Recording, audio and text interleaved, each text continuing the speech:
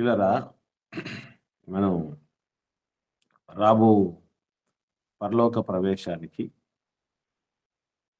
భూమి మీద మనం కలిగి ఉండవలసిన సిద్ధపాట్లలో భాగంగా విశ్వాసం గురించి నేర్చుకుంటూ ఉన్నాం. అందులో కొందరు వీరుల గురించి ప్రత్యేకంగా ధ్యానం చేస్తూ ఉంటున్నాం. గత కాలంలో 2 దినాలు దావీదు గారి కోసం నేర్చుకున్నాం. ఆయన జీవితంలోని అనేకమైన ఆదర్శాలు మీరు కూడా అది చక్కగా వినడం జరిగింది, నేర్చుకోవటం జరిగింది. సంతోషం. కేవలం నేను వినిపించటం, మీరు వినటం వలన ఎవరికి ప్రయోజనం కలగ. ఒక్కొక్క విశ్వాస వీరుల నుంచి కనీసం ఒక్క గుణమైనా మనం అందిపుచ్చుకొని జీవితంలో పాటించగలిగితే ఖచ్చితంగా మనం ఈ విశ్వాస యాత్రలో, ఈ పరలోకపు ప్రయాణంలో, విశ్వాస పరుగు పందెంలో ఖచ్చితంగా విజేతలు కాగలం. కాబట్టి అది ఆదర్శాలు ఎన్నో ఉన్నాయి. వాటిని మనం మరొక నిత్యము జ్ఞాపకం చేసుకుంటూ వాటిని జీవితంలో అన్వయించుకోవటానికి సిద్ధపడాలి. అలాగే ఈ సమయంలో 16వ విశ్వాస వీరుడు సమూయేలు గారి కోసం నేర్చుకుందాం. మరి మనకు కీ రెఫరెన్స్ హెబ్రీయులకు రాసిన పత్రిక 11వ అధ్యాయము 32వ వచనంలో ఉన్నటువంటి మాట. హెబ్రీయులకు రాసిన పత్రిక పౌలు గారు 11వ అధ్యాయం 32వ వచనంలో, ఇకను ఏమి చెప్పుదును, గిద్యోను, బారాకు, సంసోను, యెఫ్తా, దావీదు, సమూయేలు అను వారిని గూర్చియు ప్రవక్తలను గూర్చియు వివరించుటకు సమయము చాలదు అన్నాడు. సో ఇందులో ప్రస్తావించబడిన పేర్లలో ఈ వచనంలో 6 పేర్లు ఉంటాయి. ఇది చివరి పేరు సమూయేలు గారి కోసం. సమూయేలు గారి జీవితం కోసం మనం నేర్చుకోవాల్సిన సంగతులు, మరి ఆదర్శంగా అందిపుచ్చుకోవాల్సిన సంగతులు మీరు కూడా మరి సమూయేలు గారి కోసం చదివి ఉంటారు, విని ఉంటారు, ధ్యానించి ఉంటారు. సమూయేలు మొదటి గ్రంథం 2వ అధ్యాయము నుండి 28వ అధ్యాయం వరకు ఆయన యొక్క ప్రస్తావన మనకు కనబడుతుంది ఈ గ్రంథంలో. 25వ అధ్యాయం వరకు, క్షమించండి, 2వ అధ్యాయం నుండి 25వ అధ్యాయం వరకు సమూయేలు గారి కోసం మనకు సమూయేలు మొదటి గ్రంథం అనేటువంటి పుస్తకంలో కనబడుతుంది. ఏమండి, ఆయన గురించినటువంటి విశేషాలు జాగ్రత్తగా మనం గమనించగలిగితే 66 పుస్తకాల్లో ఒక వ్యక్తి పేరిట ఉన్నటువంటి 2 గ్రంథాలు, 66 పుస్తకాల్లో ఒకే వ్యక్తి పేరిట ఉన్న 2 గ్రంథాలు సమూయేలు గారి పేరిటే ఉన్నాయి. ఇంకెవరి పేరిటైనా ఉన్నాయండి? మనకి ఎక్కడ అలా కనబడు. లేదన్నా. చిత్రమైన విషయం ఏంటంటే, ఏంటమ్మా? యోబు గారి పేరు కూడా ఉంది కదా. 2 గ్రంథాలు, 2 గ్రంథాలు సిస్టర్. మీరు ఒక వ్యక్తి పేరిట ఉన్న 66 పుస్తకాల్లో 2 గ్రంథాలు ఎవరైనా ఉన్నాయా అని అడుగుతున్నానమ్మా. మీరు వ్యక్తి పేరుట ఉన్న గ్రంథం యోబు గ్రంథం ఒకటి కాదమ్మా. ఫస్ట్ గ్రంథం ఏంటి? అయ్యో, వ్యక్తి పేరమ్మా. వ్యక్తి పేరిట ఉన్న మొట్టమొదటి పుస్తకం ఏంటి? యెహోషువ గ్రంథం. యెహోషువ గ్రంథం. ఆ తర్వాత వ్యక్తుల పేర్లలో కనబడేది మనకు స్త్రీల పేర్లు కనబడతాయి. 2 స్త్రీల పేరిట 2 పుస్తకాలు, ఎస్తేరు గ్రంథము, రూతు గ్రంథము అని 2 స్త్రీల పేరిట కూడా పుస్తకాలు ఉన్నాయి. అలాగే వ్యక్తుల పేరిట ఉన్నటువంటి పుస్తకాలు చాలా రేరు. 4 సువార్త పత్రికలు వ్యక్తుల పేరిట ఉన్నాయి. మత్తయి, మార్కు, లూకా, యోహాను అనేటువంటి పేర్లు కొత్త నిబంధనలో వాళ్ళ నలుగురి పేర్లు కనపడతాయి. ఆ వ్యక్తుల పేరిటనే పుస్తకాలు ఉన్నటువంటి. పాత నిబంధనలో వ్యక్తుల పేరిట ఉన్నటువంటి పుస్తకాలు ఉన్నాయి. ఎక్కువగా ప్రవక్తల గ్రంథాలన్నీ కూడా ఆ ప్రవక్తల పేర్లోనే ఉన్నాయి. అయితే 2 పుస్తకాలు ఒకే వ్యక్తి పేరిట ఉండటం సమూయేలు గారికి సొంతం. ఆయన ఒక్కడికే ప్రత్యేకమైనది. అంటే చిత్రం ఏంటంటే అసలు మనం పుస్తకాలు చదవడమే కష్టం అండి. ఆ చదువు నేర్చుకోవడమే గగనం. అలాంటిది మన పేరిట పుస్తకాలు, వ్యక్తులు పుస్తకాలు చదవటమే కష్టం. కానీ వ్యక్తి పేరిట పుస్తకాలు ఉండటం అందున మరలా ఎక్కడెక్కడో కాదు, లండన్ లైబ్రరీలో పుస్తకాలు అంటే వాటికి ఒక చరిత్ర ఉంది,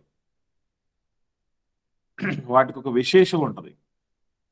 ప్రపంచంలోనే అతిపెద్ద లైబ్రరీ మరి బ్రిటన్ రాజధాని లండన్లో ఉంది పెద్ద లైబ్రరీ ప్రపంచంలోనే. ఆ లైబ్రరీలోకి ఏ పుస్తకాలు పడితే అల్లాటప్ప పుస్తకాలు చేరవండి. కానీ పరిశుద్ధ గ్రంథం అనేటటువంటి ప్రపంచ ప్రఖ్యాతి చెందిన అతి ప్రాచీన గ్రంథము ఇప్పటికీ ప్రింట్ చేయబడి, కొనబడి, చదవబడుచున్నటువంటి Guinness book of world records ఎక్కినటువంటి గ్రంథంలో ఉన్న పుస్తకాలు 66. అందులో 2 పుస్తకాలు ఒక వ్యక్తి పేరిట రావటం మరొక విశేషం ఏంటంటే ఆయన చరిత్ర, సమూయేలు గారి చరిత్ర సమూయేలు మొదటి గ్రంథం 25వ అధ్యాయంతోనే అయిపోతుంది. రెండవ పుస్తకం వచ్చేసరికి ఆయన ప్రస్తావన లేదు, ఆయన చనిపోయాడు అక్కడికే. అయినను అతని పేరిట 2వ పుస్తకము లిఖించబడటం అంటే ఎంత ఘనుడో మనం అర్థం చేసుకోవాలి. అలాగే దేవుని సేవలో ఒక్క పాత్ర పోషించటమే మనకు కష్టం. అలాంటిది 3 పాత్రలు సమర్థవంతంగా నిర్వర్తించినటువంటి వ్యక్తి శామ్యూల్ గారంటే. 3 పాత్రలు ఏంటి? ఎవరికైనా ఐడియా ఉందండి? యాజకుడు, ఇంకొకటి ప్రవక్త, యాజకుడు, ప్రవక్త, న్యాయాధిపతి. Very good. ఒక యాజకుడిగా, ఒక న్యాయాధిపతిగా, ఒక ప్రవక్తగా కూడా తను తాను పరిపూర్ణముగా నిరూపించుకున్నటువంటి వ్యక్తి. మరో మాటలో చెప్పాలంటే పాత నిబంధనలో క్రీస్తుకు ఛాయగా కొందరు వ్యక్తులు మనం చూడగలం. ఒక్కొక్కరిలోనూ యేసు ప్రభుకు ఛాయగా ఉన్నటువంటి లక్షణాలు కొన్ని ఉంటాయి. ఛాయ అంటే అర్థం ఏంటంటే ఒక యేసు ప్రభులో ఉన్నటువంటి గుణగణాలు వాళ్ళలో ఉండటం. అయితే సమూయేలు గారిలో కూడా క్రీస్తులోని గుణాలు పాత నిబంధనలో కనబడుతూ ఉంటాయి. ఆయనకు క్రీస్తులోని గుణాలు ఏమన్నా గమనించారా మీరు? సమూయేలు గారిలో క్రీస్తులోని గుణాలు ఏమైనా గమనించారా?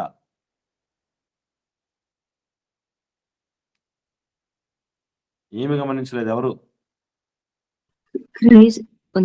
క్రీస్తు తండ్రి మాటను ఏ విధంగా ఆలకించి ఉంటాడు, అదే విధముగా సమూయేలు గారు కూడా దేవుని చిత్తాన్ని ఆలకించి వినేవాడుగా ఉంటున్నాడు. గుడ్, వెరీ గుడ్ అక్క. బాల్యము నుండి దేవుని స్వరమును వినినటువంటి వ్యక్తి అండి సమూయేలు గారు. అంటే ఒక మాటలో చెప్పాలంటే బిగినింగ్ నుంచి, బాల్యపు దినముల నుంచి దేవుని యందు భయభక్తులు నిలిపి ఆయన సేవలో, ఆయన పరిచర్యలో అంకితమైనటువంటి వ్యక్తి.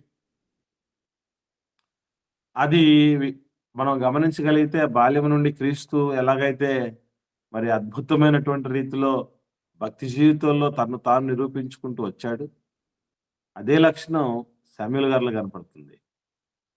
ఎస్పెషల్లీ కొన్ని ప్రత్యేకమైనటువంటి సందర్భాలు గమనించగలిగితే సమూయేలు మొదటి గ్రంథం 2వ అధ్యాయము 26వ వచనం చూద్దాం. సమూయేలు మొదటి గ్రంథం 2వ అధ్యాయము 26వ వచనం చదవండి అమ్మా. బాలుడగు సమూయేలు సమూయేలు ఇంకను ఎదుగుచు యెహోవా దయందును మనుష్యుల దయందును వర్ధిల్లుచుండెను. గమనించండి, ఇక్కడ ఇదే మాట యేసు ప్రభుల వారి విషయంలో కూడా మనం చదువుతాం కదా. 2వ అధ్యాయం లూకాసు వార్త 52వ వచనం చివరి వచనం చూస్తే, లూకాసు వార్త 2వ అధ్యాయం చివరి వచనాన్ని చూద్దాం. యేసు జ్ఞానమందును వయస్సునందును దేవుని దయయందును మనుషుల దయయందును వర్ధిల్లుచుండెను. సేమ్ సమూయేలు గారు కూడా మనకు ఆయన గురించి చెప్పినటువంటిది సమూయేలు మొదటి గ్రంథం 2వ అధ్యాయంలో, యేసుప్రభుల వారి గురించి చెప్పబడింది లూకాసు వార్త 2వ అధ్యాయంలో. Same qualities. మహనీయులు వాళ్ళు, మామూలు వ్యక్తులు కాదు. నాజీరు చేయబడినటువంటి వాళ్ళు. ఈ శామ్యూల్ గారు నాజీరు చేయబడ్డాడు, ప్లస్ యేసుప్రభుల వారు ప్రతిష్ఠించబడిన నాజీరు చేయబడిన ప్రత్యేకించబడినటువంటి వ్యక్తిగా ఉన్నాడు. ఆ చేయబడినటువంటి నాజీరుకు సంపూర్ణ న్యాయం చేకూర్చే విధంగా వాళ్ళు బ్రతకడం జరిగింది, ఎదగడం జరిగింది. మనకు వీళ్ళని చూసినప్పుడు అర్థం చేసుకోవాల్సిన విషయం మళ్ళీ మళ్ళీ చెప్తున్నాను. మనుషుల్లో 3 వర్గాల వాళ్ళు ఉంటారు దయ విషయంలో. ఒకటి, నాకు భూమి మీద ఏ నరమానవుడి దయ అవసరం లేదు, దేవుడి దయ మాత్రం ఉంటే చాలు అనేటటువంటి వాళ్ళు ఉన్నారు. అలా మనల్ని కూడా కొంతమంది చెప్తూ ప్రేరేపిస్తూ ఉంటారు. మనుషులది ఏముందిరా బాబు, దేవుడి దయ ఉంటే చాలు. ఈవెన్ కొంతమంది మాట్లాడేటప్పుడు ప్రతిసారి ఏమంటారండి, దేవుడి దయ వల్ల నేను ఈ ప్రమాదం నుంచి తప్పించుకున్నాను, దేవుడి దయ వల్ల నేను బాగున్నాను, దేవుడి దయ వల్ల ఒక ఇంటివాడిని అయ్యాను, దేవుడి దయ వల్ల ఒక బిడ్డను కొనుక్కున్నాను, దేవుడి దయ వల్ల ఇల్లు కట్టుకున్నాం, దేవుడి దయ వల్ల ఉద్యోగం వచ్చింది, దేవుడి దయ వల్ల ప్రమోషన్ వచ్చింది, దేవుడి దయ వల్ల ఏ ఇబ్బందులు లేవు అని చెప్తూ ఉంటారు. తప్పు కాదు, 100% రైట్ అని. కాకపోతే ఆ దేవుడే ఏమని చెప్తాడు అని అంటే, మనుషుల దయలో కూడా నువ్వు ఎదగాలి అని చెప్తాడు. మనుషుల మీద సర్వసాధారణంగా ఈ దేవుడి మీద ఈ ప్రేమ ఉన్నది లేదా ఆయన మీద ఎంతో భక్తి ఉన్నది అన్న వాళ్ళందరూ గుర్తుపెట్టుకోండి, కళ్ళ ముందున్నటువంటి వారిని ప్రేమించలేని వాడు, ప్రేమించలేని దానవు, కనిపించని దేవుణ్ణి ప్రేమిస్తున్నాను అని చెప్తే నువ్వు అబద్ధికుడివి, నువ్వు అబద్ధికురాలివి అని గ్రంథం సెలవిస్తుంది. దేవుడు బిగినింగ్ నుండి మనుషుల్ని మీద దృష్టి సారించండి, వాళ్ళ దయ కూడా నీకు అవసరము అని మానవులకు నేర్పిస్తున్నారు. ఎందుకో హాఫ్ నాలెడ్జ్ కలిగిన వాళ్ళుగా మనుషులు పెరగడానికి చాలా మంది తప్పుడు విధానంలో నడిపిస్తూ ఉంటున్నారు. బహుశా మీలో కూడా ఎవరికైనా మనుషుల దయతో మాకు అక్కర్లేదు అని అనుకొని ఉండుంటే లెంపలేసుకుని మార్చుకోండి. ఎందుకనంటే మనుషుల దయ మహామహులకే అవసరమైంది. ఏకంగా సృష్టికర్తకే, క్రీస్తుకే అవసరమైంది కదా. మీరెంత నేనెంత. చిన్నప్పటి నుండి అమ్మ దయ చూపించలేదనుకోండి, అమ్మ నాన్నలు మళ్ళీ ఏమైపోయేవాళ్ళు, ఇంతోళ్ళం అయ్యేవాళ్ళం మనం. ఆకలి కోసం ఏడుస్తున్నా, అనారోగ్యంతో ఏడుస్తున్నా, నిద్రకొచ్చి ఏడుస్తూ ఉన్న విషయం కనుక్కొని దయదలిచి వాళ్ళు అవన్నీ మనకు సంతృప్తిపరిచి అన్ని విషయాల్లో దయ చూపించారు. అరే నా బిడ్డ చదువుకోవాలని స్కూల్ పంపించారు. వాళ్ళు ప్రయోజకులు అవ్వాలి అని ప్రతి విషయంలో వాళ్ళ కష్టార్జితాన్ని మనకు పెట్టుకున్నారు. ఈరోజు మన కోసం తెలుసో తెలియకో మన కోసం ఎంతో మంది ప్రార్థన చేస్తున్నారు. మనల్ని ఏదో ఒక రూపేణ ఇంకా ఎదిగించాలి, చెయ్యాలి అని తపన పడుతున్నారు. మన విజయాన్ని తమ విజయంగా భావిస్తున్నారు. మనం ఏడుస్తుంటే వాళ్ళు కలిసి ఏడుస్తున్నారు. మనం నవ్వుతుంటే కలిసి వాళ్ళు నవ్వుతున్నారు. మనుషుల దయ కాదు ఇది, మనుషుల దయ అండి. ప్రారంభ సంఘం దినదినాభివృద్ధి జరిగింది కూడా మనుషుల దయతోనే, మర్చిపోకండి. దేవుడి దయతో పాటు మానవుల దయ కూడా కావాలి. ఫస్ట్ బ్యాచ్ దేవుడి దయ ఉంటే చాలు అనుకునే బ్యాచ్. సెకండ్ బ్యాచ్ ఉంది, అదేంటంటే నాకు దేవుడు ఎవరో నేను చూడలేదండి, నాకు కనబడలేదు, నాకు ఏ దేవుడు ఏం సాయం చేయలేదు, కానీ ఇదిగో పలానా మనుషులే నాకు సాయం చేశారు అని మనుషుల మీద మాత్రం దృష్టి సారించేటటువంటి వ్యక్తులు కొంతమంది ఉంటారు.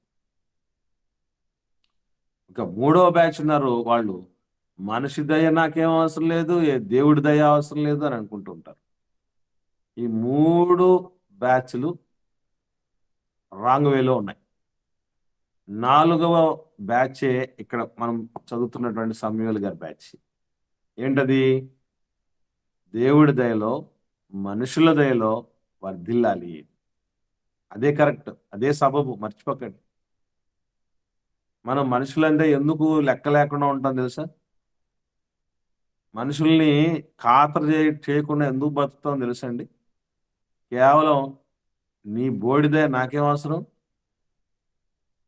నాకు నా దేవుడి దయ ఉంటే చాలు అన్నటువంటి రీతిగా ఉంటారు కనుకనే మనుషుల విషయంలో కళ్ళు నెత్తికెక్కినటువంటి పరిస్థితులు వస్తాయి. అది ఎప్పటికీ మంచిది కాదు పిల్ల. ఏ మనిషికైనా మరో మనిషితో తప్పక అవసరం వస్తుంది. ఎటొచ్చి ఏ పరిస్థితులు ఎలా దారి తీస్తాయో ఎవరు ఏం చెప్పలేరు. కాబట్టి దయచేసి ఎప్పుడూ కూడా ఈ నిష్ప్రయోజకులని మనుషుల విషయంలో ఎవ్వరిని అనుకోకండి. నేనే చెప్తూ ఉంటాను, పనికిరాని వాళ్ళు అంటే ఎవ్వరు ఉంటారండి మన జీవితంలో. శత్రువు కూడా మనకు అద్భుతంగా పనికొచ్చే సాధనం తెలుసా మీకు? మనల్ని శత్రువులుగా ఎవరైతే భావిస్తున్నారో వాళ్ళు కూడా మనకు ఎంతో మేలు చేస్తున్నవాడు. ఎందుకంటే మనం అణగారిపోతూ ఉంటే, చావ చచ్చిపోతూ ఉంటే, బలహీనపడుతూ ఉంటే, వెనకడుగు వేస్తూ ఉంటే, మనలో ఎక్కడో నిద్రాణమైనటువంటి ఆ రోషాన్ని, ఆ శక్తిని, ఆ బలాన్ని విజయ తీరాలకు చేరి మరి శత్రువుకు సమాధానం ఇవ్వాలన్నటువంటి ఆ తపనను, ఆ ఫైర్ను మండించిన వాళ్ళు శత్రువు. కాబట్టి అందుకే అంటాడు అబ్దుల్ కలాం గారు, ఏపీజే అబ్దుల్ కలాం గారు, మీకు తెలుసు కదా, మాజీ భారత రాష్ట్రపతి. నా శత్రువులందరికీ థ్యాంక్స్ అంటాడు ఆయన. ఆ శత్రువులందరికీ థ్యాంక్స్ అంట. ఎందుకంటే శత్రువు పురుగొలిపినంతగా ప్రపంచంలో ఎవడు పురుగొల్పలేడు. శత్రువు దయ కూడా కావాలి మనకి. ఎందుకంటే ఒకటి శత్రువుగా ఉండి మనల్ని అట్లాగా అంటూ ఉండే కొలది, అంటే మనం తప్పుపట్టే కొలది, మనల్ని అవమానపరిచే కొలది, మనం విమర్శించే కొలది మనం మరింత బలపడేటువంటి అవకాశం ఉంటుంది. మరి వాడే లేకపోతే. కాబట్టి శత్రువులను ప్రేమించాలి. ఎందుకనంటే మనకు చాలా అవసరం. వాళ్ళ దయ కూడా మనకు కావాలి. ఈరోజు అత్తాకోడలు ఏం చేస్తూ ఉంటారు? సర్వసాధారణంగా అత్తకు శత్రువు కోడలు, కోడలకు శత్రువు అత్త, ఇలా ఉంటారు కదా. నాకు నీ దయ ఏం అక్కర్లేదులే, ఎవరు దయాదాక్షిణ్యాలు నాకు అక్కర్లేదు అని కోడలు భావించటం, అత్త భావించటం, అసలు ఇవి కూడా తగినవి కాదు. ఇక అల్లుడికి అత్తగారింటికి చాలా వరకు పడదు. ఎందుకో మరి అది ఆ పోస్ట్ ఏమనుకుంటాడో ఏమో అల్లుడు. ఎవరన్నా అల్లుళ్ళు ఇంటూ ఉంటే జాగ్రత్తగానండి. వాక్యం వినే వాళ్ళల్లో పెళ్ళైనటువంటి పుణ్య పురుషులు ఎవరన్నా ఉంటే వాళ్ళు వినండి. ఆ అత్తమామలు లేకపోతే నీకు భార్య లేదు. మావిడని ఇప్పుడు పొంగు పట్టుకొని తిరుగుతూ ఉంటారు కదా, మావిడంతా మావిడింత అని చెప్పేసి చెప్తూ ఉంటారే అలాంటి కుందనపు బొమ్మని, నిత్యము ప్రేమించేటటువంటి ఆవిడని అంతవరకు మరి పెంచి పోషించి విద్యాబుద్ధులు నేర్పించి మరి ముఖ్యంగా భక్తిలో పెంచి నీ చేతిలో పెట్టారే వాళ్ళు దయదాల్సిందే ఎక్కడొస్తుంది భార్య? కాబట్టి ఈరోజు అత్తమామలంటే పడనోళ్ళు ఉన్నారు, అమ్మనాళ్ళంటే పడని వాళ్ళు ఉన్నారు, ఈవెన్ తోబుట్టువులన్నీ కూడా పడని వాళ్ళు ఉన్నారు. మనుషుల దయలు కోల్పోతే మనం చాలా కోల్పోతామండి. దయచేసి అలాంటి లక్షణాలు ఉంటే మానేద్దాం. ప్రతి మనిషికి మరో మనిషి దయ కావాలి. ఆ దేవుడి దయతో పాటు మానవుల దయ కూడా కావాలి. ఒకసారి అపోస్తలుల కార్యం 2వ అధ్యాయం చూద్దాం, చివరి వచనం. అపోస్తలుల కార్యములు 2వ అధ్యాయము చివరి వచనం చూద్దాం. ఏముందండి? ఆనందముతోను నిష్కపటమైన హృదయముతోను ఆహారం పుచ్చుకొనుచుండిరి, మరియు ప్రభు రక్షణ పొందుచున్న వారిని అనుదినము వారితో చేర్చుచుండెను. ఇంత జరిగిందంటే దేని వల్ల జరిగిందో తెలుసండి? వాళ్ళు ఆనందం ఉన్నారంట, నిష్కపటమైన హృదయంతో ఉన్నారట, అలా ఆహారం పుచ్చుకుంటున్నారట, ప్రభు రక్షణ పొందుతున్న వారిని అనుదినం వారితో చేరుస్తున్నారంట. ఇంతకంటే సంఘానికి కావాల్సింది ఏముందండి? ఇంత జరిగిందంటే దేని వల్ల జరిగిందో తెలుసా? పై వచనం చదవండి. మరియు వారేక మనస్కులై ప్రతి దినము దేవాలయములో తప్పక కూడుకొనుచు ఇంటింట రొట్టె విరుచుచు దేవుని స్తుతించుచు ప్రజలందరి వలన దయ పొందిన వారై. చూడండి ఎంతమంది వల్ల దయ పొందారటండి ప్రారంభ సంఘం వాళ్ళు? ప్రజలందరి వల్ల దయ పొందారట. ప్రజలందరి వల్ల దయ పొందారట. కాబట్టి మానవుల దయ కూడా మనకు అవసరం. ఒకవేళ ఎవరి మీదైనా మనం దుర్భాషలాడో, వాళ్ళు విలువలేని వాళ్ళుగా మనం భావించో, నోరు జారి వైరం పెంచుకుని శత్రుత్వం పెంచుకునే పరిస్థితులు వచ్చి ఉంటే తప్పక వారి విషయంలో పశ్చాత్తాపడి మనుషుల దయలో కూడా వర్ధిల్లాలి అనేటటువంటిది సమూయేలు గారి జీవితం, యేసుప్రభుల వారి జీవితం నేర్పిస్తున్నటువంటి గుణపాఠం. అలా ఎదిగితే ఎలా బతకచ్చు, ఎలా ఉంటాడు మనిషి అని అంటే ఒక కడిగిన ముత్యంలాగా మిస్టర్ పర్ఫెక్ట్ అని చెప్పగలగాలి ఒక పురుషుని గురించి. మిస్ పర్ఫెక్ట్ లేదా మిసెస్ పర్ఫెక్ట్ అని సహోదరమణి గురించి చెప్పాలంటే మనుషుల దయ చాలా అవసరం, దేవుడి దయతో పాటు. కాబట్టి దయచేసి దీన్ని నోట్ చేసుకోండి. తర్వాత సమూయేలు గారిలో ఉండేటువంటి మరొక రెండవ గుణం, అద్భుతమైనటువంటి గుణం ఏంటంటే శ్రేష్టమైన సాక్ష్యపు జీవితం. అంటే ఎంత అద్భుతమైన సాక్ష్యపు జీవితం అంటే సవాలుతో కూడిన సాక్ష్యపు జీవితం. అది ఏమని ఆయన సవాలు చేశాడు? ఈరోజు ప్రతి సంఘాన్ని నడుపుతున్నటువంటి సేవకుడు, ప్రతి కుటుంబంలో బాధ్యత వహిస్తున్నటువంటి ప్రతి వ్యక్తి, సంఘంలో బాధ్యత వహిస్తున్నటువంటి ప్రతి వ్యక్తి ఇలాంటి ఛాలెంజింగ్ జీవితాలు కలిగి ఉండాలి. ఒకసారి సమూయేలు మొదటి గ్రంథం 12వ అధ్యాయము ప్రారంభము నుండి 5వ వచనం వరకు ఉన్నటువంటి విషయాలను చూద్దాం. నేను చదువుతున్నాను, చూడండి. ఎక్కువ వచనాలు ఉన్నాయి కదా, నేను చదువుతాను. సమూయేలు మొదటి గ్రంథము 12వ అధ్యాయము ప్రారంభం నుండి. అప్పుడు సమూయేలు ఇశ్రాయేలు అందరితో ఇట్లను, ఆలకించుడి, మీరు నాతో చెప్పిన మాట అంగీకరించి మీ మీద ఒకరిని రాజుగా నియమించున్నాను. రాజు మీ కార్యములను జరిగించును. నేను తలనెరిసిన ముసలివాడను, నా కుమారులు మీ మధ్య ఉన్నారు.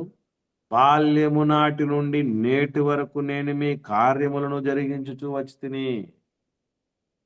మానవుల కార్యాలను ఎప్పుడు నుంచి చేస్తున్నాడట?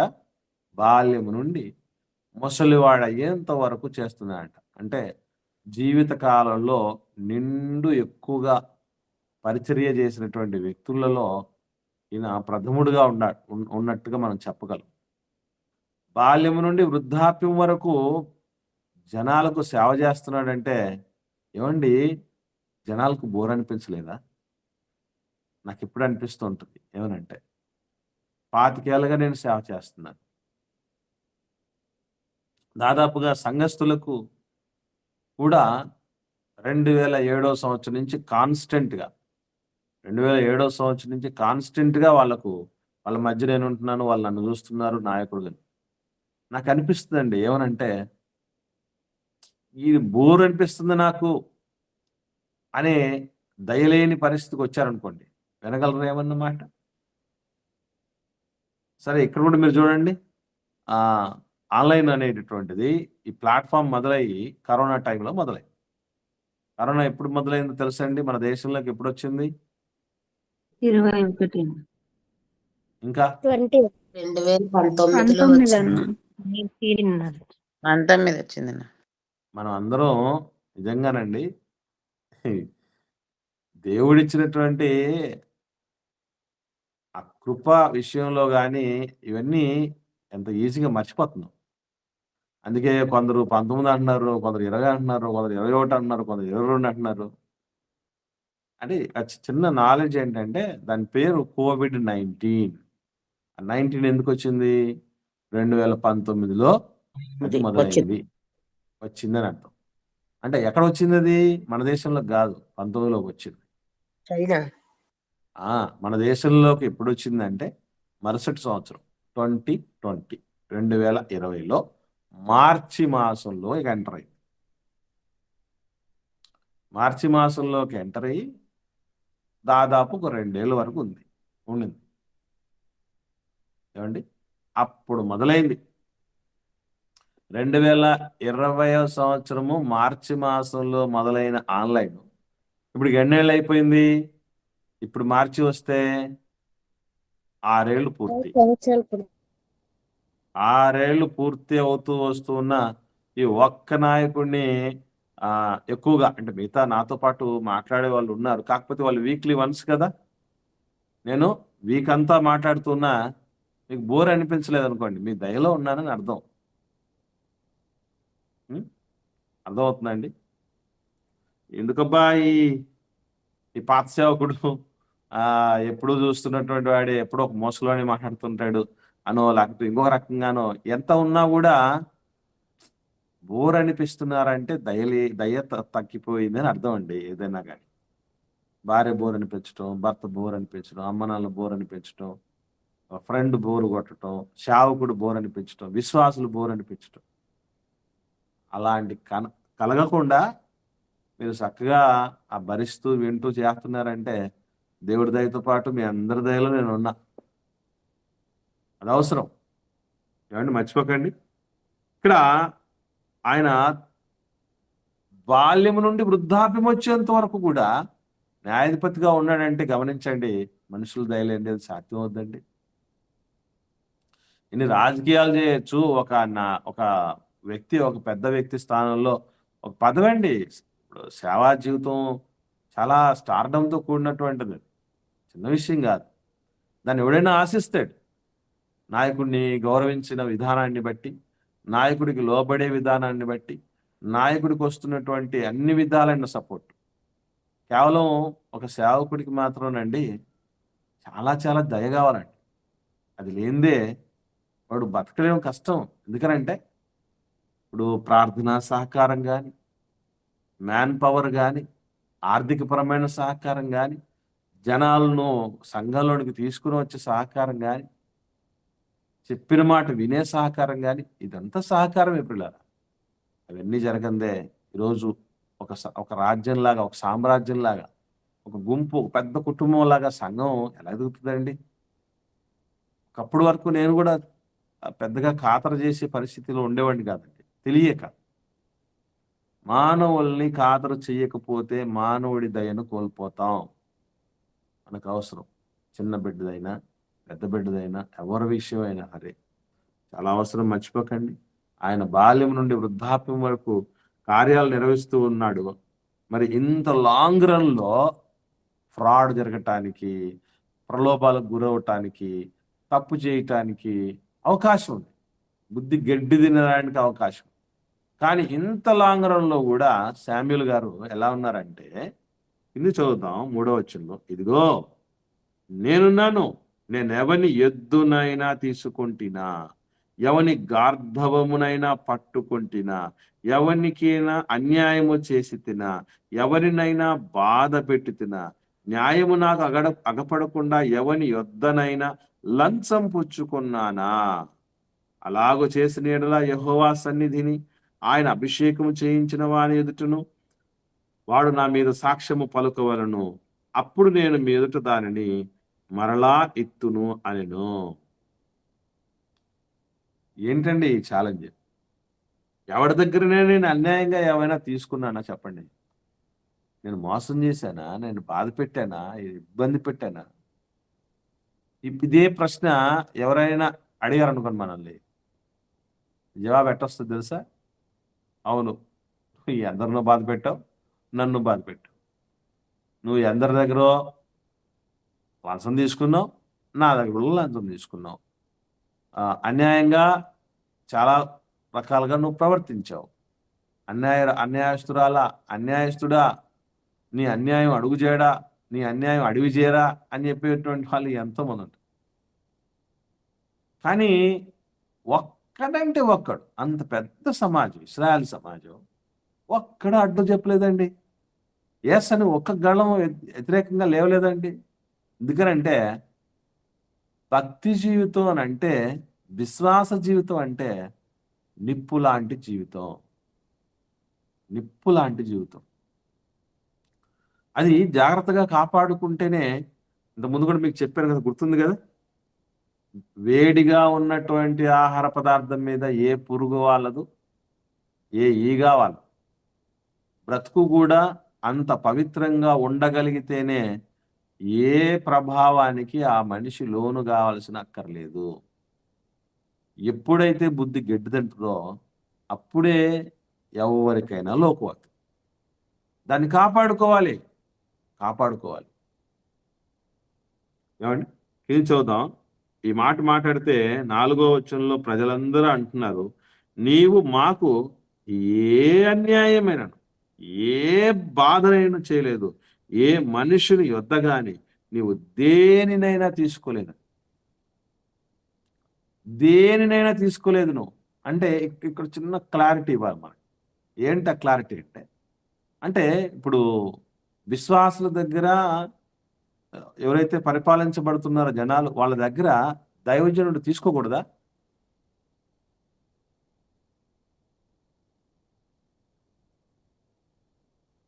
ఎవరు మాట్లాడలేదండి? నా ప్రశ్న అర్థమైందండి? వాళ్ళంతకు వాళ్ళు ఇస్తే తీసుకోవచ్చు, అన్యాయంగా తీసుకోవచ్చు. ఇంకా వాక్యోపదేశం తీసుకోవచ్చు. చేయవాడు వాక్యోపదేశం పొందువానికి తీసుకోవచ్చునా? మరి ఇక్కడేంటి, నువ్వేం తీసుకోలేదు అంటున్నాడు ఏంటి? దీన్ని ఎట్లా అర్థం చేసుకోవాలంటారు? అన్యాయంగా అది వెరీ గుడ్ అమ్మ. స్త్రీని ముట్టకుండుట పురుషునికి మేలు. ఏ స్త్రీ? సొంత స్త్రీ కాదు. అట్లాగే న్యాయబద్ధంగా పొందుతున్నది కాదు. వాస్తవంగా చెప్పాలని ఇంతకుముందు కూడా చెప్పాను మీకు, ఎవరు పని చేస్తూ సేవ చేయాలి అని అంటే, విశ్వాసమందు బలహీనులుగా ఉన్నటువంటి స్థితిలో ఎవరైతే విశ్వాసులు ఉంటారో, మరి ముఖ్యంగా మీకు ఎప్పుడైనా డౌట్ వచ్చిందో లేదో, అపోస్తలులలో పనిచేసి పరిచయం చేస్తున్న వ్యక్తులు ఎంతమందిని చూశారు మీరు అపోస్తలులలో? పేతురు గారు మళ్ళీ పేతురు గారు పని చేస్తూ పరిచయం చేశారమ్మా?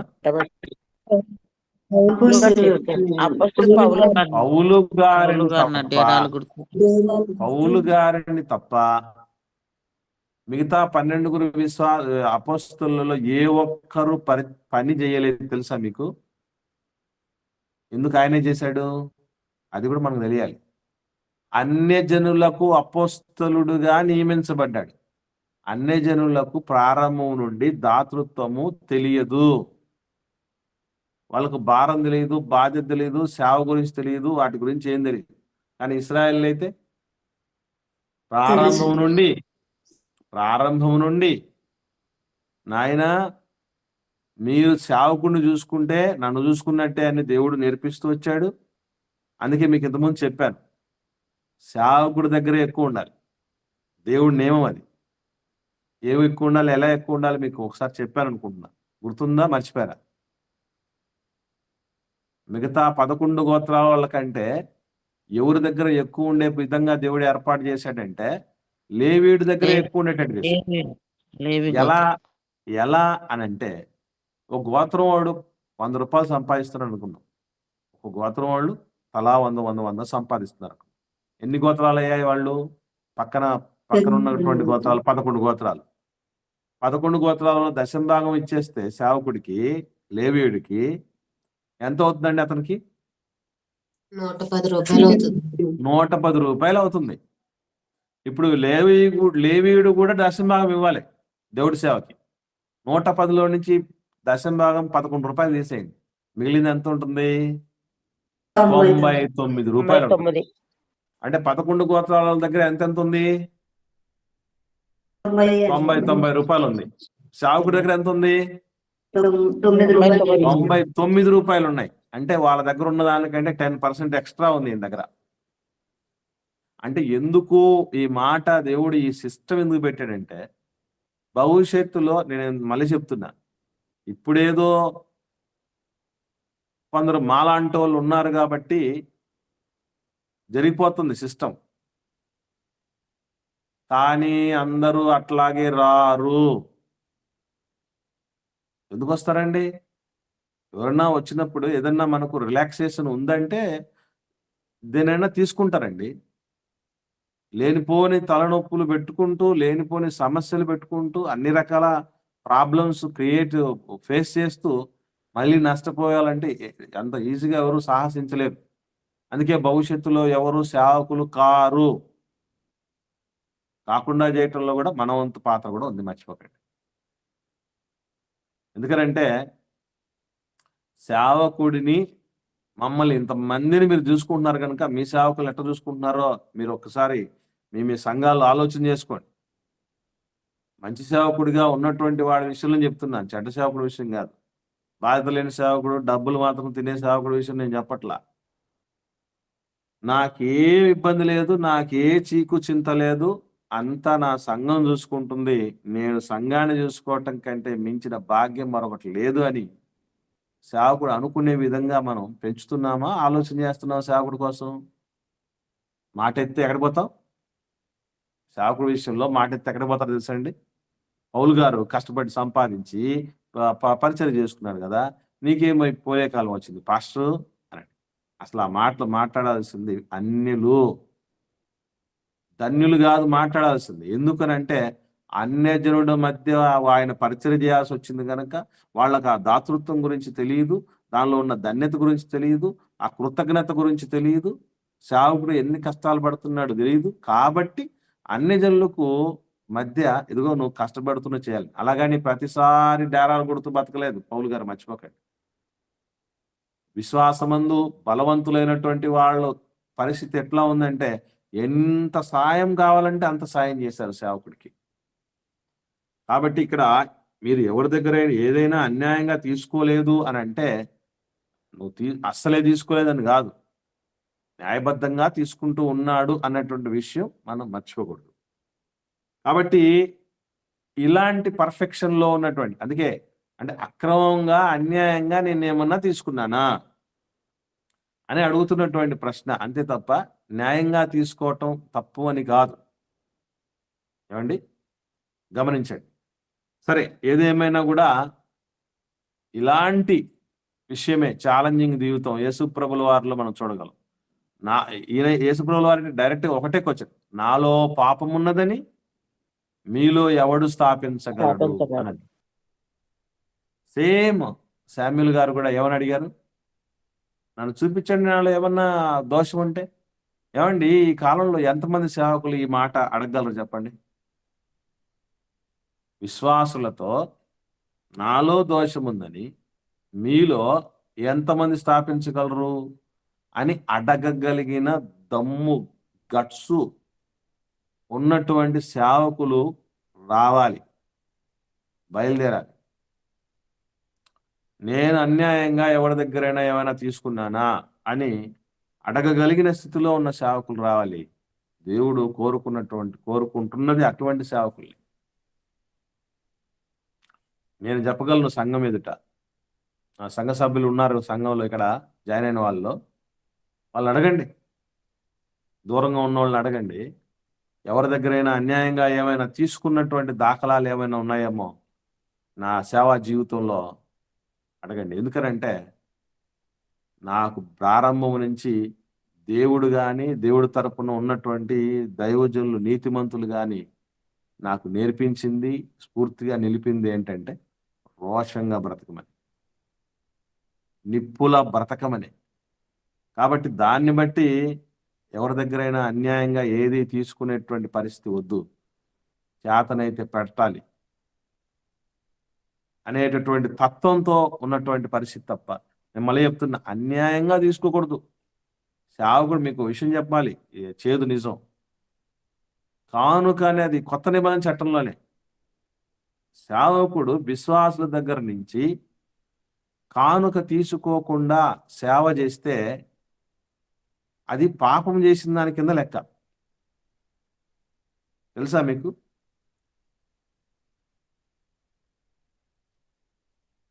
ఎవరు మాట్లాడట్లేదు, ఎవరికైనా ఐడియా ఉందా?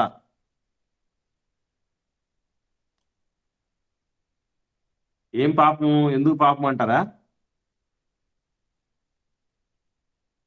మాట్లాడండి అమ్మా, బ్రదర్స్ సిస్టర్స్. నా ప్రశ్న అర్థమైందో లేదో నాకు తెలియట్లా. ఏందా మళ్ళా చెప్పండి అన్న.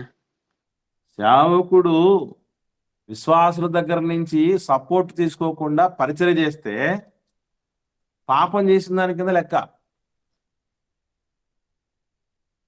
తెలుసా? వాళ్ళకు కూడా అవకాశం కల్పించుకోకుండా వెరీ గుడ్ అక్క. సహకారులు ఎందుకంటే కదన్నారు, సహకారులు అన్నారు కదండి. అదేనమ్మా. కాబట్టి ఇక్కడ మనం గమనించగలిగితే కేవలం అంత సేవకుడు చూసుకుంటూ చేసుకుంటూ పోతే, వాళ్ళని సహకారులుగా తీసుకోకపోతే ఎలా వస్తుంది దీవెన వాళ్ళకి? అంటే వచ్చే దీవెన విశ్వాసులకు రానియకుండా చేసినటువంటి పాపం అయిందే కదా, అలా పాపం అని అర్థమైందండి. కాబట్టి పౌలు గారు క్లారిటీగా చెప్తారు అసలు ఏమని అంటే, నేను ఇతర సంఘాల్లో కానుక తీసుకొని మీ దగ్గర తీసుకోలేకపోయినటువంటి స్థితిలో నేను పాపము చేసిన వాడనైతిని అంటాడు పౌలు గారు. కాబట్టి సేవకుడు ఎప్పుడు కూడా దాతృత్వం కలిగిన వాళ్ళగా విశ్వాసుల్ని ప్రోత్సహించాలి. పాత నిబంధనలోను క్రొత్త నిబంధనలోను ఈవెన్ యేసు ప్రభుల వారు కూడా ఆయన ఏం చేసేవాడో తెలుసా మీకు? కానుక సంచి ఎవరి దగ్గర ఇచ్చాడట? ఇస్కరియోతు యూదు దగ్గర పెట్టాడు. ఏమన్నా అవసరం అండి యేసు ప్రభుల వారికి? ఏం చేసుకోలేడా సొంతంగా సేవ? ఏమవసరం? ఎందుకంటే ఎప్పుడైనా కానీ, అప్పుడు చాలాసార్లు చెప్తూ ఉంటారు, పై చెయ్యి ఎవరిది తెలుసా? మామూలుగా నాది పై చెయ్యి, నాది పై చెయ్యి, నాది పై చెయ్యిగా ఉండాలనుకుంటూ ఉంటాం. పై చెయ్యి అంటే ఇచ్చేవాడిది పై చెయ్యి. ఇచ్చేవాడు ఎట్ట పెడతాడు చెయ్యి? పైన ఉంటది ఇచ్చేవాడి చెయ్యి, పుచ్చుకున్నవాడి చెయ్యి కింద ఉంటది. అది తెలుసుకోవాలి. మీ సంఘాల్లో చూడండి, మీ పరిచర్యలు, మీ సేవకుడు దీనస్థితులు ఎట్లా ఉన్నాయో గమనించుకోండి. ఎట్లా చేస్తున్నాడు సేవ, ఏం అవసరతలతో ఉన్నాడు, ఏ యువకుల్లో ఉన్నాడు, ఏ ఇబ్బందుల్లో ఉన్నాడు అనేటటువంటి యావ మనకు ఉండాలి. అది చాలా శ్రేష్టమైనది. ఆ పొందేటటువంటి ఆ ఫలములో పాలిభాగస్తులను చెయ్యాలి విశ్వాసులు. లేకపోతే అతను అన్యాయస్తుడు అవుతాడు, పాపము చేసిన వాడు అవుతాడు. ఓకేనండి. ఈ విధంగా ఒక నిప్పులాంటి జీవితం కలిగి ఉన్నటువంటి స్థితి శామ్యూల్ గారిలో మనం చూడగలం. అద్భుతమైనటువంటి వ్యక్తిత్వం అయింది. కాబట్టి ఇలాంటి స్థితి ఈరోజు మనం సంఘంలో ఉందా? ఎవరన్నా మనం ఛాలెంజ్ చేయగలమా? సంఘంలో విశ్వాసులం కానీ సేవకులం కానీ వీళ్ళలాగా ఎవరికి ఏ అన్యాయం చేశామని, ఎవరిని దుర్మార్గంగా ఎవరి పట్ల ప్రవర్తించామని, ఎవరినైనా గాయపరిచామా అన్నటువంటి సవాలుకరమైన జీవితం మనలో ఉందా అని ఆయన జీవితం మనల్ని ప్రశ్నిస్తోంది. యేసుప్రభుల వారి జీవితం మనల్ని ప్రశ్నిస్తోంది. నన్ను ధరించుకున్నటువంటి మీ జీవితాలు ఛాలెంజింగ్గా ఉంటున్నాయా అని ఏమండి ఆలోచన. తర్వాత ఆయన మొబైల్ కోర్టుగా పనిచేశాడండి. మొబైల్ కోర్టు అంటే ఏంటి అర్థం? మొబైల్ కోర్టు అంటే సంచరిస్తున్న న్యాయస్థానం అని పేరటండి. శామ్యూల్ గారికి సంచరిస్తున్న న్యాయస్థానం అని పేరట. ఒకసారి చూద్దాం. ఆయన సంచరిస్తూనే న్యాయం చెప్పేవాడు అని అంటే 7వ అధ్యాయం, సమూయేలు మొదటి గ్రంథం 7వ అధ్యాయం 16వ వచనం చూడండి. 7వ అధ్యాయం 16వ వచనం. ఏటేటా అతడు బేతేలునకు గిల్గాలునకు మిస్పాకు తిరుగుచు ఆ స్థలముల యందు ఇశ్రాయేలీయులకు న్యాయము తీర్చుచూ వచ్చెను. తిరుగుతూ న్యాయం తీరుస్తున్నాడంట. అంటే ఏంటి అర్థం? సంచరిస్తున్న న్యాయస్థానం ఆయన. ఇప్పుడు మొబైల్ కోర్టులు ఏమండి, మొబైల్ హోటళ్ళు, మొబైల్ మీదనే అన్నీ. అంటే మొబైల్ అంటే ఏంటి అర్థం? మాట్లాడే మొబైల్ కాదు, తిరిగేదని. మొబైల్ అంటే తిరిగేదని. ఎక్కడ తిరుగుతూ ఉన్నా మనం దాంతోపాటు తీసుకెళ్ళిపోవచ్చు కాబట్టి మనం ఆ సెల్ ఫోన్కు మొబైల్ అని పేరు పెట్టారు. అర్థమైందండి?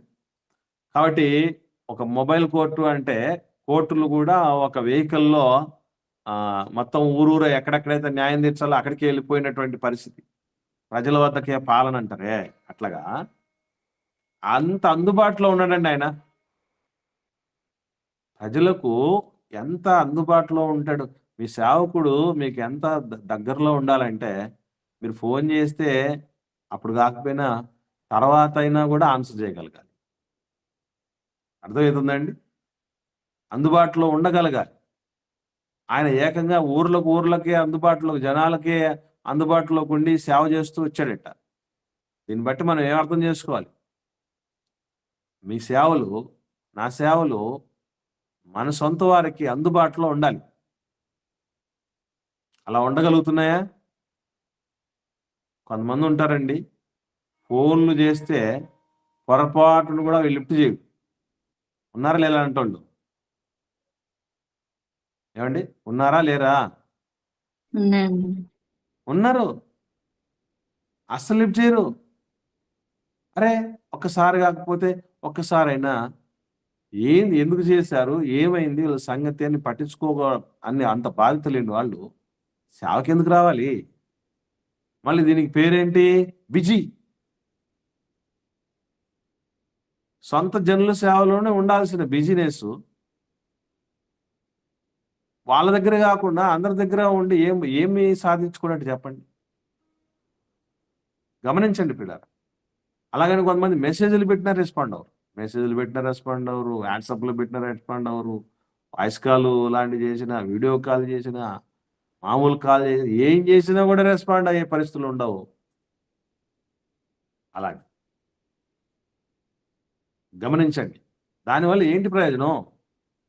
జనాల మధ్యకు నేను మీ అందరి దగ్గరికి ఫిజికల్గా రాలేకపోతున్నాను, మీరు నా దగ్గర ఉండలేకపోతున్నారు. నేను చేస్తే ఆలోచన చేసి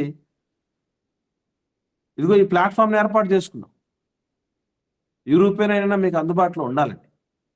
సేవకుడు అందుబాటులో ఉన్నవాడే మనవాడు, మర్చిపోకండి. అందరికీ దొరకనటువంటి, అందలవెక్కినటువంటి వాడు కాదు. దానివల్ల నీకు నాకు ఏం ప్రయోజనం చెప్పండి? కాబట్టి అందుబాటులో ఉండాలి. అదే సమూయేలు గారి జీవితం నేర్పించింది. ఆయన ఏటేటా ప్రతి సంవత్సరం తిరుగుతుండేవాళ్ళు. ముసలోడు అయ్యేంత వరకు అన్ని ప్రదేశాలకు తిరిగి న్యాయం తీరుస్తున్నాడట ప్రజలకి. చిన్న విషయం అండి అది. మనం చేస్తే అర్థం అవుద్ది. అది కావడి మోసేవాడికి బరువు తెలుస్తుంది అన్నట్టు. కాబట్టి చాలా చాలా శామ్యూయేల్ గారి జీవితంలో ఉన్నాయి.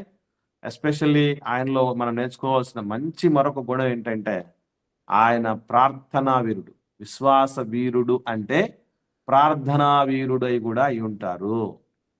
ఎన్ని సందర్భాల్లో ఆయన జనాల కోసం దేవుడి దగ్గర కన్నీళ్లు గార్చి ప్రార్థన చేశాడండి మహనీయుడు. సౌలు రాజు కోసం ప్రార్థన చేశాడు, జనాల కోసం ప్రార్థన చేశాడు. అన్ని రకాల భక్తి జీవితంలో నిలదొక్కుకోని స్థిరత్వంలో బతకటం కోసం ప్రార్థన చేశాడు. అసలు ఆయన గురించి మాట్లాడుతూ కీర్తనాకారుడు అంటాడు అద్భుతమైన మాట. ఒకసారి చూద్దాం. 99వ కీర్తన 6వ వచనం. కీర్తనల గ్రంథం 99వ కీర్తన 6వ వచనం చూడండి ఏమనుందో. ఆయన యాజకులలో మోషే అహరోనులుండిరి. ఆయన నామమును బట్టి ప్రార్థన చేయువారిలో సమూయేలు ఉండెను. వారు యెహోవాకు మొరపెట్టగా ఆయన వారికి ఉత్తరం ఇచ్చారు. ఇటు అడిగేది ఆలస్యం, అటు జవాబు వచ్చాడు. తెలుసా మీకు? అద్భుతం అండి. ఆయన నామమును బట్టి ప్రార్థించు వారిలో శామ్యూయేలు ఉన్నారట. ఏమండి, ఈ లక్షణం ఊరికే వచ్చింది అనుకుంటున్నారా? కాదు కాదు, అమ్మను బట్టి వచ్చింది. అమ్మ కూచి అంటారే, అమ్మ కూచి నాన్న కూచి అని ఈ మంచి అద్భుతమైన గుణాల్లో రావాలి. దేవుడి సన్నిధిలో అందరూ పండుగ చేసుకోవడానికి వస్తే కన్నీటి ప్రార్థన చేయటానికి వచ్చేది అమ్మ. అన్నమ్మ మహాతల్లి. మీ క్వశ్చన్ చెప్పంటారా? చార్లీ చాప్లిన్ గారి అమ్మగారి పేరు కూడా హన్నమ్మే. తెలుసా అండి? చార్లీ చాప్లిన్ అని ఆయన వాళ్ళు నవ్విస్తూ ఉంటాడు చూసారా, మాటలు లేకుండానే. ఆయన తల్లిగారి పేరు కూడా హన్నమ్మే. కాకపోతే ఆ హన్నమ్మకి, అంటే బైబిల్లో ఉన్నటువంటి హన్నమ్మకి బయట లోకంలో ఉన్న హన్నమ్మకి ఎంత తేడా అంటే, నవ్విస్తే పెద్ద ప్రయోజనం ఏముంటుందండి? మీకు విషయం తెలుసా? దరిద్రమైనటువంటి స్థితిలోనికి క్రైస్తవం వెళ్ళిపోయింది. ఒక సేవకుడిని పదే పదే పిలిపించుకుంటూ ఉన్నారు పరిచర్య కోసం. ఎందుకు పిలిపించుకుంటారంటే ఆయన నవ్విస్తాడంట. ఇప్పుడు నవ్వించే సేవకుడు అంటే పెద్ద క్రేజ్ ఉంటుంది తెలుసా మీకు? ఒక ఆయన పెద్ద ఆయన ఉన్నాడు. ఆయన పాస్టర్ గారి పేరు ఏం పేరు అంటే స్టీవెన్ గారు. పాస్టర్ స్టీవెన్ గారు. ఎవరన్నా చూసారా ఆయన్ని? మ్యారేజ్ సందర్భంలో మెసేజ్లు మాట్లాడుతుంటాడు. రెఫరెన్స్ మాట్లాడు. నవ్వు బైబిల్ కు సంబంధించిన రెఫరెన్స్ పొరపాటును కూడా ఒకటి కూడా ఉండదు. అంటే ఇంకా ఆయన మెసేజ్ విన్నామంటే ఇంక నువ్వు జబర్దస్త్ కామెడీలు అవన్నీ అవసరం లేదు. జోక్సులు బాబు అయ్యే ఉంటాయమ్మా. జనాలకు అయ్యే బాగా ఇష్టం. జనాలకు అవే బాగా ఇష్టం. కానీ అది కాదు ఉండవలసింది. ప్రార్థన నవ్వించేటటువంటి స్థితిలో ఉండాలి నా కొడుకు అనేటటువంటి స్థితిలో పెంచింది ఒక హన్నమ్మ, ఈ లోకంలో ఉన్న హన్నమ్మ. బైబిల్ గ్రంథములో చరిత్ర పుటల్లో నిలిచిపోయిన హన్నమ్మ ఇద్దరు మహారాజులను అభిషేకించినటువంటి ఘనాపాటిగా పెంచిందండి. దేశాన్ని పరిపాలించేవాడు రాజు అయితే రాజు పైన ఉండేవాడు ప్రవక్త. అలా ప్రవక్తగా ఒక మాటలో చెప్పాలంటే దేశాన్ని పరిపాలించే రాజుకు తండ్రిలాగా వ్యవహరించేంత దొడ్డ వ్యక్తిగా పెంచింది హన్నమ్మ. అసలు పరలోకం మనం వెళ్ళాలని ఎందుకు అనుకోవాలంటే ఇట్లాంటి మహాతల్లులను, వాళ్ళు పెంచినటువంటి ఆ మహనీయులను కల్లారా చూడ్డానికి వెళ్ళాలి అనుకోవాలి మనం. ఇదేమి పెంపకం, అదేమి పెరగటం అంటే అసలు అద్భుతం. రాజులు తప్పులు చేస్తే వెళ్ళి దిద్దేటటువంటి స్థితిలోనికి ఎదిగించగలిగిందంటే ఆ మహాతల్లి. మళ్ళీ ఏంటి, పాలు మానిపించే సమయానికి పెంచింది. అలాగా మళ్ళీ పాలు మానిపించే సమయానికి సాధ్యం అవుద్దా అంటే సాధ్యమగును అని నిరూపించింది. ఒక ఆణిముత్యాన్ని తయారు చేసి పంపించవచ్చు పాలు మానిపించే లోపల. మనం అలా చేయగలుగుతున్నావా? పాలు మానిపోయి ఏమండి 10 ఏళ్ళు దాటిపోయి 20 ఏళ్ళు 30 ఏళ్ళు పిల్లలు వచ్చినా కూడా వాళ్ళు ప్రయోజకులు చేయలేని దుస్థితిలో ఈరోజు మనం ఉన్నాం. ఆ తల్లి ఎలా కాదు. ఆయన నామమును బట్టి ప్రార్థించు వారిలో శామ్యూయేల్ గారు ఉన్నారట. ప్రార్థన చాలా గొప్పదండి. దైవజనుడు అంటాడు, ప్రార్థన పాపము చేయనివ్వదు, పాపము చేసేవాళ్ళు ప్రార్థన చేయలేరు అని. ప్రార్థన పాపము చేయనీయదు, పాపము ప్రార్థన చేయనీదట. ఈ రెండింటికి వ్యతిరేకం. భక్తి జీవితం, ప్రార్థనా జీవితం చాలా ప్రధానమైంది. మన ఆన్లైన్లో కూడా ప్రారంభ ప్రార్థన ఉంటుంది, మధ్యలో విజ్ఞాపన ప్రార్థన ఉంటుంది, చివరి ప్రార్థన ఉంటుంది. ప్రతి దానిలో కూడా ప్రార్థనాపూర్వకంగా విజ్ఞాపనలు ఉంటాయి. చాలా మంచిదండి, చాలా మంచిదండి. కాబట్టి ప్రియులారా, ఇదండి మహనీయుడు శామ్యూల్ గారి కోసం, విశ్వాస వీరుడు. ఆయన నుంచి నేర్చుకోవాల్సినటువంటి చాలా చాలా అద్భుతమైన గుణాలు ఉన్నాయి. ఒక 3 గుణాలు మనం ఇప్పుడు దాకా ఆలోచన చేసాం. 3-4 గుణాలు ఎవరికైనా పర్ఫెక్ట్గా నోట్ చేసుకున్నారా? నోట్ చేసుకోలేదా? మొట్టమొదటి గుణం ఏంటంటే ఆయన నుంచి నేర్చుకున్న సుగుణాలు కొన్ని చెప్పండి, ఇప్పటి వరకు మనం విన్న వాటిల్లో. సమయలు గారు క్రీస్తు ప్రభు గారి ఛాయగా ఉన్నారన్న. మనుష్యుల దయను దేవుని దయను సంపాదించుకున్న వ్యక్తిలో సమయలు గారు ఉన్నారు. Very good sister. ఒకటి. రెండవది, బాల్యం నుండి వృద్ధుని వరకు జనులకు సేవ చేసేటువంటి వ్యక్తి అన్న. ఇంకా ఇంకొంచెం క్లారిటీగా అమ్మా, ఇంకొంచెం క్లారిటీగా చెప్తే, ఎవరి దగ్గర అన్యాయంగా పుచ్చుకొనకుండా పరిచర్య చేసినటువంటి వ్యక్తి. ఓకే, 2 అయిపోయాయి. మూడోది, ప్రజలకు అందుబాటులో ఉండేటటువంటి న్యాయాధిపతి కదా. ఆయన తిరుగుతున్న, సంచరిస్తున్న న్యాయస్థానం లాగా అందుబాటులో ఉన్నాడు. కాబట్టి విశ్వాసులకు అందుబాటులో ఉండే సేవకుడు. మీ సేవకుడు మీకు అందుబాటులో ఉండగలిగిన స్థితిలో ఉన్నాడా, లేకపోతే ఎక్కడో అందరంత ఎత్తులో ఉన్నాడా? మీరు ఒకసారి ఆలోచన చేయండి ఎట్లా ఉన్నాడు. ఇక 4వ లక్షణం, ప్రార్థనా వీరుడు. ఈ 4 లక్షణాల్లో ఒక్క లక్షణం మనం అందిపుచ్చుకున్నా మన జన్మధన్యం అయిపోతుంది. ఏమండి? ఎవరికైనా ఏమైనా సందేహాలు ఉంటే అడగండి, లేని పక్షాన మరి అధ్యక్షుల వారికి, అమ్మగారికి సమయాన్ని అప్పగిస్తాం. వందనాలు. అంత వందనాలమ్మా, సర్వశక్తిగా ఉన్న సమయాలు ప్రవక్త కుమారులు ఎలా తప్పిపోయారయ్యా? వెరీ గుడ్ అమ్మా, మంచి ప్రశ్న అడిగారు. ఈ డౌట్ ఎవరికైనా ఉంటే దానికి సంబంధించి క్లారిఫికేషన్ ఆల్రెడీ మనం తీసుకున్నాం. ఇక్కడ మనం గుర్తుపెట్టుకోవాల్సిన విషయం ఒకటేనమ్మా, బిడ్డల యొక్క బాధ్యత ఏ వయసు వరకు, బిడ్డల యొక్క బాధ్యత ఏ వయసు వరకు అని అంటే దేవుడు కూడా క్లారిటీగా చెప్తాడు. బాలుడు నడవవలసిన త్రోవ బాలుడుగా ఉన్నప్పుడే నేర్పించు అని. అంటే చిన్నప్పటి నుంచి వాళ్ళని, అంటే ఇప్పుడు మేలు కీడులు వివేచన పిల్లలకు వచ్చేంత వరకు ఖచ్చితంగా తల్లిదండ్రుల బాధ్యతేనమ్మా. వాళ్లకు మేలేంటో కీడేంటో తెలిసిన తర్వాత నిన్ను నన్ను అడగడు, వాళ్ళనే అడుగుతాడు దేవుడు. మీకు విషయం అర్థమైందమ్మా? అర్థమైంది. కాబట్టి మనం ఇప్పుడు పెద్ద పెరిగినప్పుడు చాలా మంది మనం చూస్తూ ఉంటాం, మనం పెంచిన పిల్లలే వాడికి మంచి వయసు వచ్చేంత వరకు అదే మేలేదో కీడేంటో తెలుసుకునేంత వరకు బాగానే ఉంటారు పిల్లలు, బాగానే పెంచి ఉంటాం మనం. అది వచ్చిన తర్వాత వాళ్ళు చెడిపోవటం అనేది జరుగుతుంది. ఇందులో మన తప్పిదం లేదు. దట్టు మనం అలాంటి పెద్ద పెరిగిన సమయంలో కూడా చెప్తామా చెప్పమా? చెప్తామండి. నాయన మంచిది కాదు, ఇలా ఉండకూడదు, అలా ఉండాలని మనం చెప్పమండి. మనం అసలు మనం చెప్పటం ఏంటి? ఏడుస్తాం బిడ్డల ముందు. వద్దునాయన అట్లా ఉండద్దు తండ్రి, అట్లా ఉండద్దు బిడ్డ అని చెప్పేసి చెప్తూ ఉంటాం. కొడుకులు చెప్తూ ఉంటాం, కూతురు చెప్తూ ఉంటాం. అయినా వాళ్ళు వినకపోతే మన తప్పు లేదు. కాబట్టి చాలా మంది అంటూ ఉంటారు శామ్యూల్ గారి పెంపకం బాగుండదని. తప్పండి. నేను అడుగుతున్నా, ఒక మాట చెప్తాను.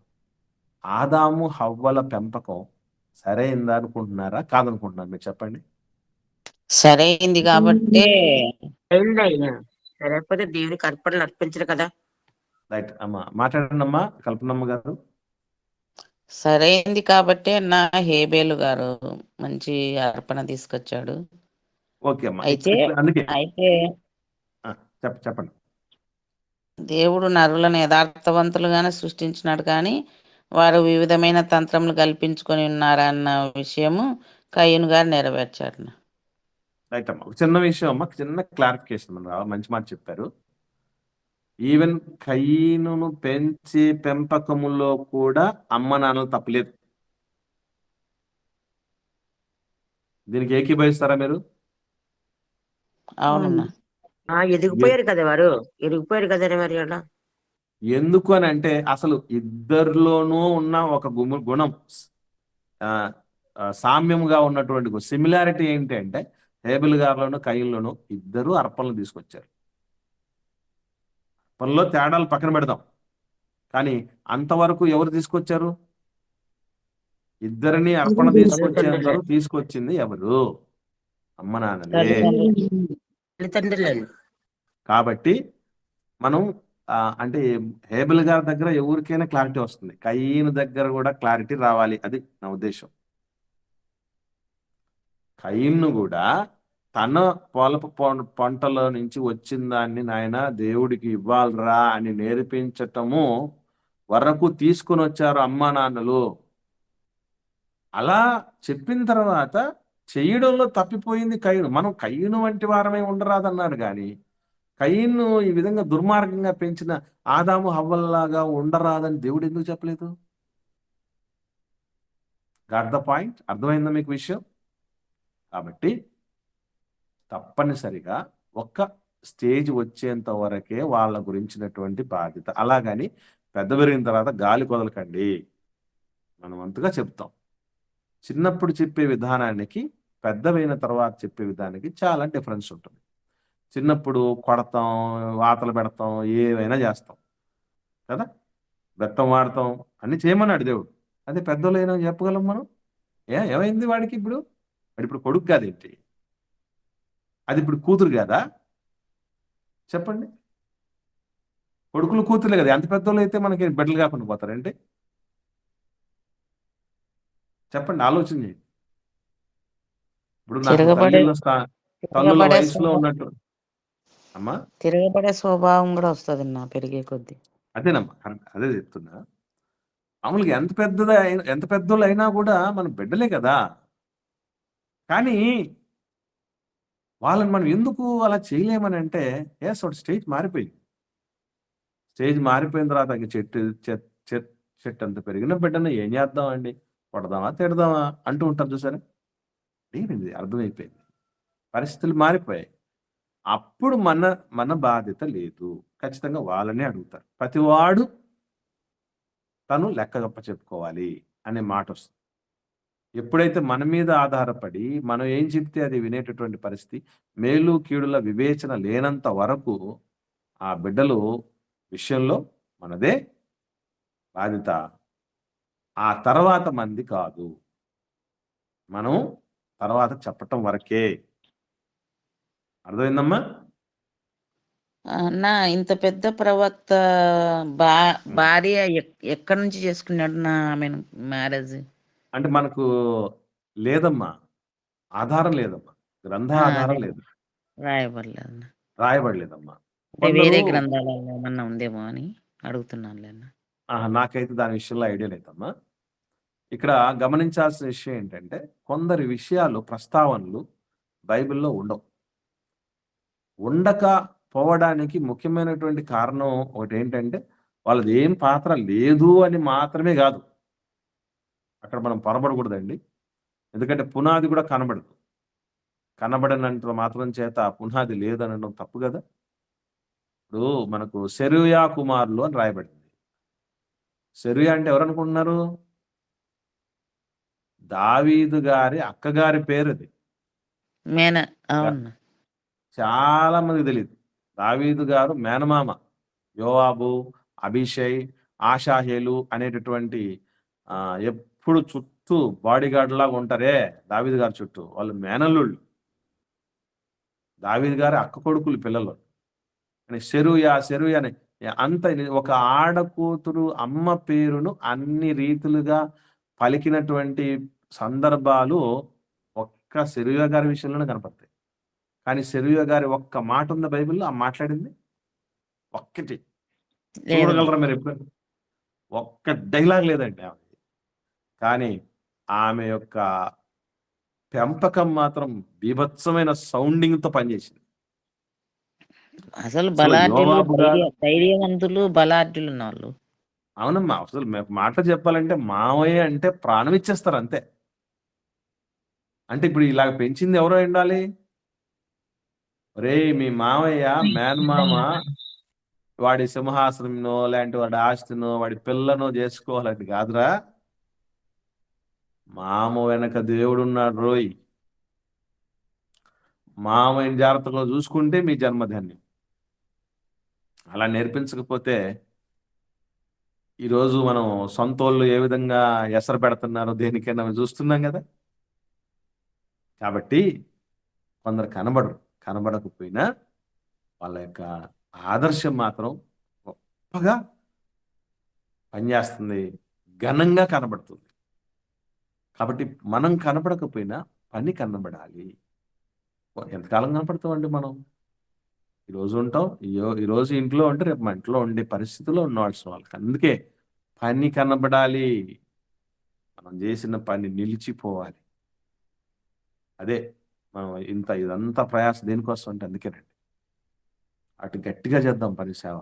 దేవుడి మహిమపరిచే పనులు ఎక్కడ రాజీ లేకుండా పని చేయాలి. నాకు అయితే మనసు నిండా ఎంతో చేయాలని ఉందండి.